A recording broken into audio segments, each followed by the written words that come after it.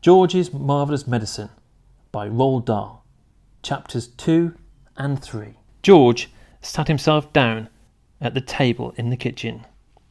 He was shaking a little. Oh, how he hated Grandma! He really hated that horrid, old, witchy woman. And all of a sudden he had a tremendous urge to do something about her. Something whopping, something absolutely terrific, a real shocker, a sort of explosion. He wanted to blow away the witchy smell that hung about her in the next room.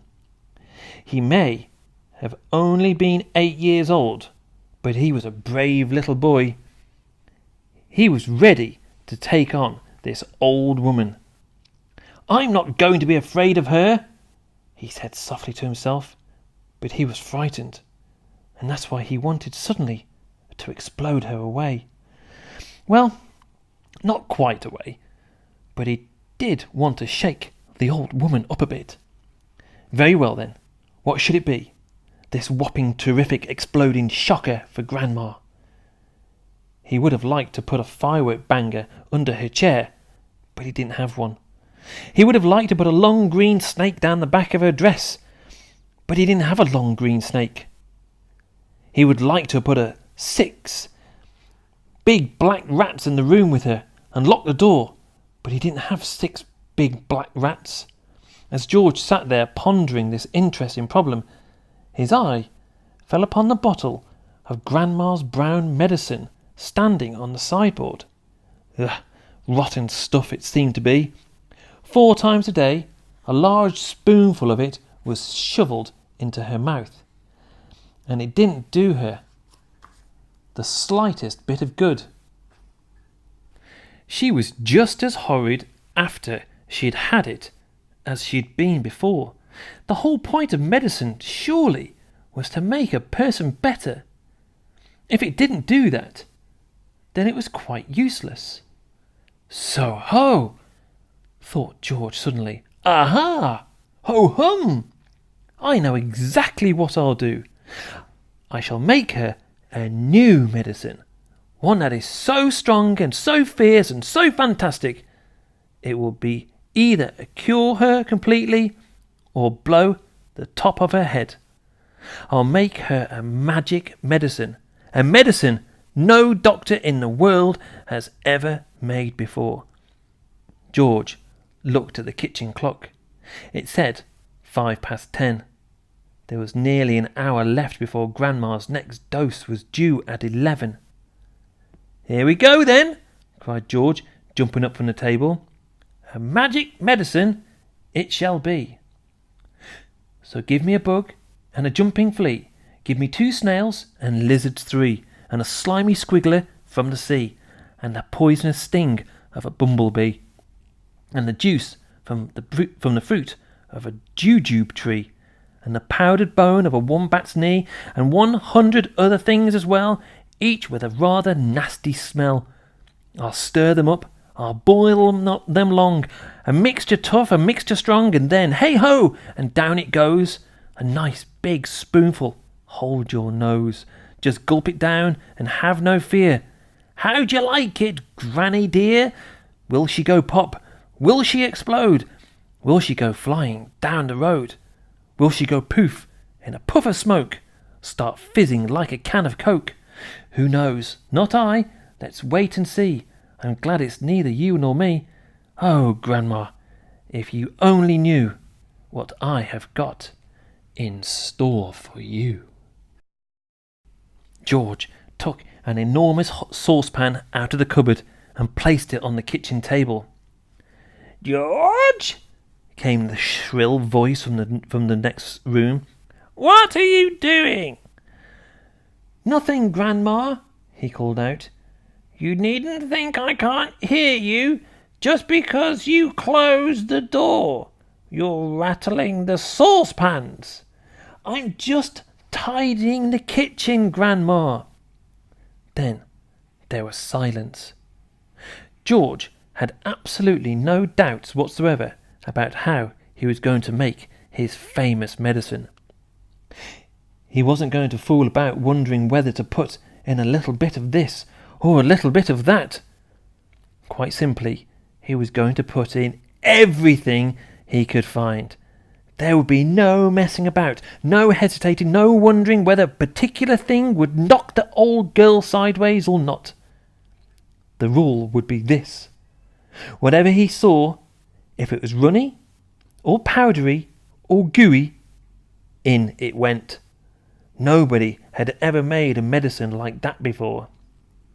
If it didn't actually cure Grandma, then it would anyway cause some exciting results. It would be worth watching. George decided to work his way around the various rooms one at a time and see what they had to offer. He would go first to the bathroom. There were always lots of funny things in the bathroom, so upstairs he went, carrying the enormous two-handled saucepan before him. In the bathroom he gazed longingly at the famous dreaded medicine cupboard. But he didn't go near it. It was the only thing in the entire house he was forbidden to touch. He had made solemn promises to his parents about this, and he wasn't going to break them. There were things in there, they told him, that could actually kill a person. And although he was out to give Grandma a pretty fiery mouthful, he didn't really want a dead body on his hands. George put the saucepan on the floor and went to work. Number 1 was a bottle labelled Golden Gloss Hair Shampoo. He emptied it into a pan.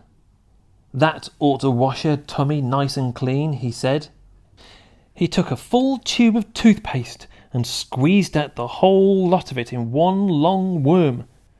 Maybe that will brighten up those horrid brown teeth of hers, he said. There was an aerosol can of super foam shaving soap belonging to his father. George loved playing with aerosols. He pressed the button and kept his finger on it until there was nothing left. A wonderful mountain of white foam built up in the saucepan. With his fingers, he scooped out the contents of a jar of vitamin-enriched face cream.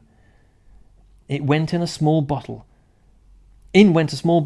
of scarlet nail varnish. If the toothpaste doesn't clean her teeth, George said, then this will paint them as red as roses. He found another jar of creamy stuff labelled hair remover. Smear it on your legs, it said, and allow it to remain for 5 minutes. George tipped it all into the giant saucepan. There was a bottle of yellow stuff inside it called Dishworth's famous dandruff cure. Well, in it went. There was something called Brilident for cleaning false teeth. It was a white powder. In that went too. He found another aerosol can. Never more ponking deodorant spray, guaranteed, it said, to keep away unpleasant body smells for a whole day. She could use plenty of that, George said, as he sprayed the entire canful into the saucepan. Liquid paraffin, the next one was called. It was a big bottle. He hadn't the faintest idea what it did to you, but he poured it in anyway. That, he thought, looking around him, was about all from the bathroom. On his mother's dressing table in the bedroom, George found yet another lovely aerosol can. It was called Helga's Hair Set. Hold 12 inches away from the hair and spray lightly. He squirted the whole lot into the saucepan. He did enjoy squirting those aerosols.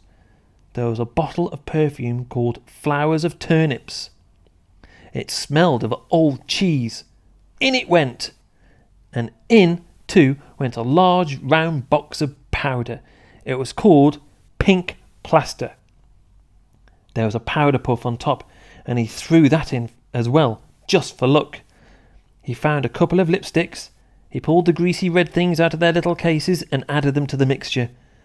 The bedroom had nothing more to offer, so George carried the enormous saucepan downstairs again and trotted into the laundry room, where the shelves were full of all kinds of household items.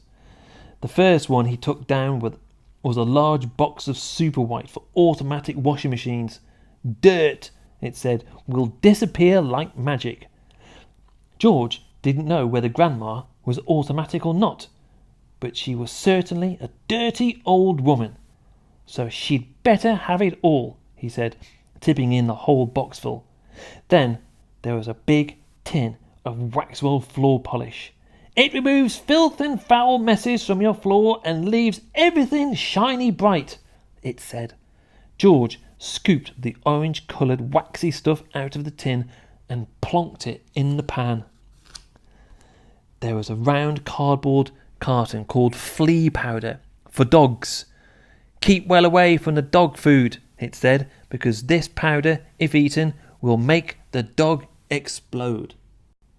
Good, said George, pouring it all in the saucepan. He found a box of canary seed on the shelf. Perhaps it'll make the old bird sing, he said, and in it went. Next, George explored the box with the shoe cleaning materials, brushes and tins and dusters. Well now, he thought, Grandma's medicine is brown, so my medicine must also be brown, or she'll smell a rat. She'll know exactly what it is. The way to colour it, he decided, would be with brown shoe polish. The large tin he chose was labelled dark tan. Splendid! He scooped it all out with an old spoon and plopped it in the pan. He would stir it up later. On his way back to the kitchen, George saw a bottle of gin standing on the sideboard.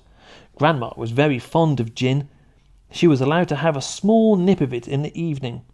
Now he would give her a treat. He would pour in the whole bottle. He did. Back in the kitchen, George put the huge saucepan on the table and went over to the cupboard that served as a larder. The shelves were bulging with bottles and jars of every sort. He chose the following and emptied them one by one into the saucepan. A tin of curry powder, a tin of mustard powder, a bottle of extra hot chili sauce, a tin of black peppercorns, a bottle of horseradish sauce. There, he said aloud. That should do it. George, came the screechy voice from the next room. Who are you talking to in there? What are you up to? Nothing, Grandma. Absolutely nothing, he called back. It's time for my medicine. Is it time for my medicine yet? No, Grandma. Not for about half an hour. Well, just see you don't forget it. I won't, Grandma, George promised. I promise I won't.